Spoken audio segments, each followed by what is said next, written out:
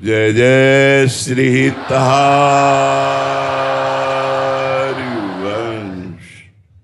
आप वृंदावन की पावन भूमि परम पवित्र श्री यमुना जी के तट पर बैठे हुए हैं।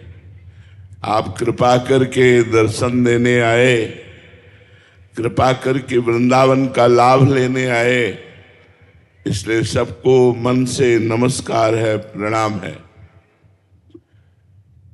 मनुष्य जन्म बड़ा दुर्लभ कहा गया है शास्त्रों में। दुर्लभो मानुषो देहो देही नाम क्षण भंगुरा तत्रापि दुर्लभम मन्येत वैकुंठ प्रिय दर्शनम। मनुष्य देह बड़ा दुर्लभ है। महाराज निमि ने नवयोगेश्वरों से प्रार्थना की, मनुष्य देह बड़ा दुर्लभ है पर ये क्षण भंगुर है, किसी समय भी मर सकते हो। कोई भी घटना, कोई भी रोग, कोई भी निमित्त बन सकता है और आपका शरीर नष्ट हो सकता है। क्षण भंगुरा। इस दुर्लभ देह की दुर्लभता है। तत्रापि दुर्लभम मन्येत वैकुंठ प्रिय दर्शनम। भगवान श्री हरि के प्रेम करने वाले प्रेमी संतों का दर्शन दुर्लभ है। ये बात महाराज जी मैंने कही। संतों के दर्शन से क्या लाभ मिलता है? पहले तो गोस्वामी जी ने कहा संत दरस जिमि पातक टरई। दूसरी बात कही संत संग अपवर्ग कर कामी भव कर पंथ। दो बात कही। जिनकी संतों पर भगवत बुद्धि है उनको ये लाभ मिलेगा कि उनका जन्म मरण मिट जाएगा। संत संग अपवर्ग कर, अपवर्ग माने मोक्ष। और जिनकी साधारण श्रद्धा है उनके पाप नष्ट हो जाएंगे। संत दरस जिमि पातक टरई। इसलिए का तत्रापि दुर्लभम मन्येत वैकुंठ प्रिय दर्शनम। भगवान श्री हरि के प्रेमी जनों का दर्शन प्राप्त होना, उनका संभाषण प्राप्त होना। अब मनुष्य जन्म की दुर्लभता को हम सार्थक कैसे करें? हमारा मनुष्य जन्म लेना सार्थक हो गया कैसे? तो गोकर्ण जी ने अपने पिता को उपदेश किया, धर्मम भजस्व सततम त्यज लोक धर्मान सेवन सदा साधु पुरुषं जहि काम तृष्णाम अन्यस्य दोष गुण चिंतन मासु त्यक्त्वा सेवा कथा रस महो नितराम पिबत्वम। सदैव धर्म का भजन करना चाहिए। भजन माने होता सेवन, सेवन माने धर्म को धारण करना चाहिए। हमारा शास्त्र क्या कहता है, हमें मनुष्य जन्म लेकर कैसे आचरण करने चाहिए? ये जब ज्ञान होता है तब धर्म का पालन होता है। धर्म किसे कहते हैं? जिसे शास्त्र और संत आदेश करते हैं करो, उसे धर्म कहते हैं। अधर्म किसे कहते हैं? जिसे शास्त्र और संत कहते हैं ना करो, उसे अधर्म कहते हैं। तो धर्मम भजस्व सततम। सततम माने निरंतर धर्म से रहना चाहिए। तो धर्म तो बहुत है। पत्नी का धर्म है पति की आज्ञा का पालन करना, पुत्र का धर्म है माता पिता की सेवा करना, पिता का धर्म है पुत्र आदि की सेवा। तो क्या इससे भगवत प्राप्ति हो जाएगी? तो बोले नहीं, इस धर्म का फल है भागवत धर्म को धारण करना। धर्मम भजस्व सततम त्यज लोक धर्मान।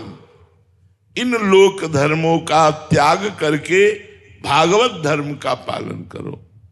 बोले भागवत धर्म क्या है? मन से, वचन से, अहंकार से, इंद्रियों से, अनेक जन्मों के स्वभाववश जो जो कर्म बने वो भगवान को अर्पित कर दिए जाएं, भगवान के लिए किए जाएं और भगवान का नाम जप किया जाए। बोले तो बड़ा कठिन है। तो बोले संतों का संग करो। धर्मम भजस्व सततम त्यज लोक धर्मान सेवन सदा साधु पुरुषन। लोक धर्म का त्याग करके भागवत धर्म में चलना ये बड़ा कठिन है। लेकिन इस कठिनता की पूर्ति जो संत समागम करते रहते हैं उनको हो जाती है। उनमें इतना आत्मबल आ जाता है कि वो संसार का मोह त्याग करके, अज्ञान त्याग करके भगवत धर्म में चलने लगते हैं। संतों का सेवन करें। तो आगे लिखा कि संतों का सेवन करने में सावधानी क्या रखनी है? बोले जय काम तृष्णाम। ये कामना और तृष्णा, तृष्णा कहते हैं भोगे हुए विषय को पुनः भोगने की इच्छा, और कामना कहते हैं सुने हुए देखे हुए भोगों को भोगने की इच्छा। जब तक कामना लेकर संतों के पास जाओगे, तृष्णा भोगे हुए भोगों को पुनः भोगने की इच्छा लेकर के जाओगे, तब तक भगवत प्राप्ति में बड़ी बाधा है। क्योंकि कामना की पूर्ति हो जाएगी और आपका मन भगवान से हट जाएगा, भगवान में नहीं लगेगा। जैसे भागवत में एक प्रसंग आता है चित्रकेतु राजा का। देवर्षि नारद जी और अंगिरा जी बड़े महात्मा हैं। इन्होंने उन पर कृपा करने के लिए उनके घर पधारे, पर उनके अंदर कामना थी। उन्होंने अपनी कामना रखी कि मुझे पुत्र की प्राप्ति हो। आए थे भगवत प्राप्ति कराने, लेकिन जब पुत्र की प्राप्ति की बात कही तो देवर्षि नारद जी अंगिरा जी ने कहा ठीक है, तथास्तु ऐसा ही हो, पुत्र होगा पर तुम्हें हर्ष और शोक की प्राप्ति होगी। वो इस बात को नहीं समझ पाए। पुत्र हुआ, बहुत सी रानियां थी, उनमें अन्य रानियों को ईर्ष्या हुई कि अब राजा तो बड़ी रानी के पास ही जाते हैं। जब से पुत्र हुआ तो पुत्र को जहर दे दिया, वो मर गया। हर्ष और शोक, पैदा हुआ तो हर्ष, मरा तो शोक।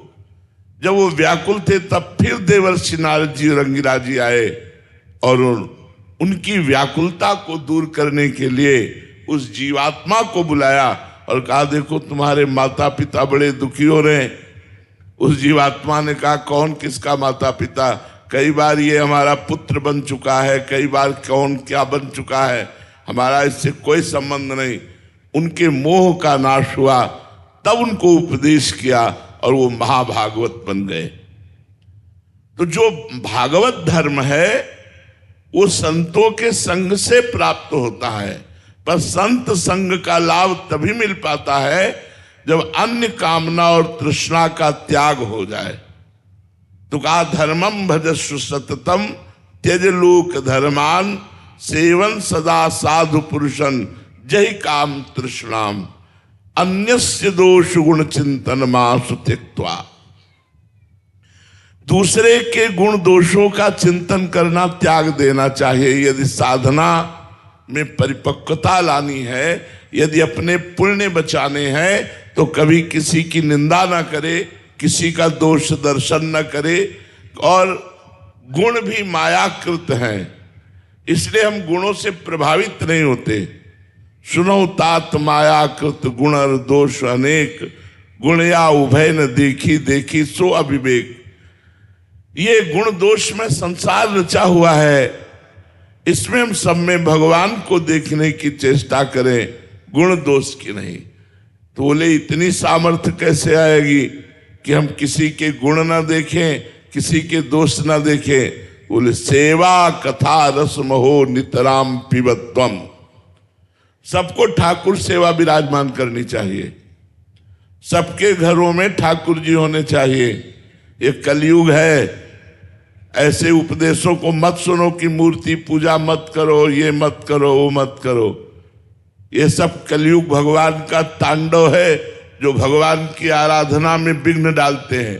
सबके घर में ठाकुर होने चाहिए, चाहे छोटे से ठाकुर विराजमान करो, उनको विराजमान करके स्नान कराना, वस्त्र धारण कराना, सुंदर सुंदर भोग लगा करके पवाना।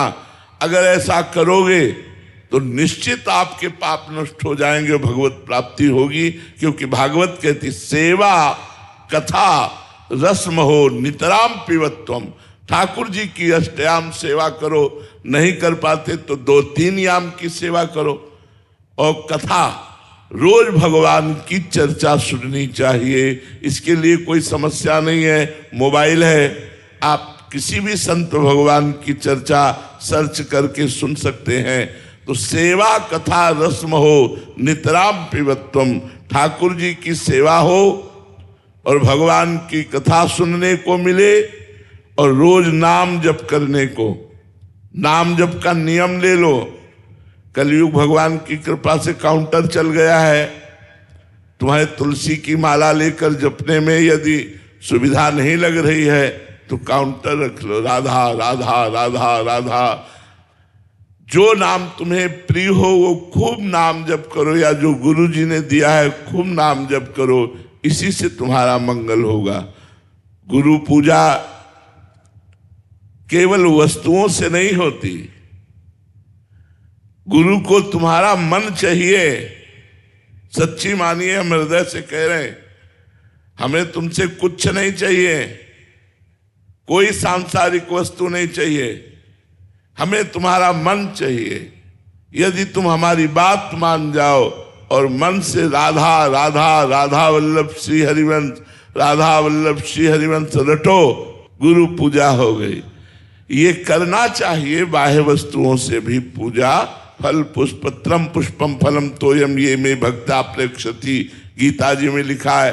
पत्र पुष्प फल तो जो कुछ है वो गुरु के चरणों में समर्पित करके ये भी पूजा की जाती है।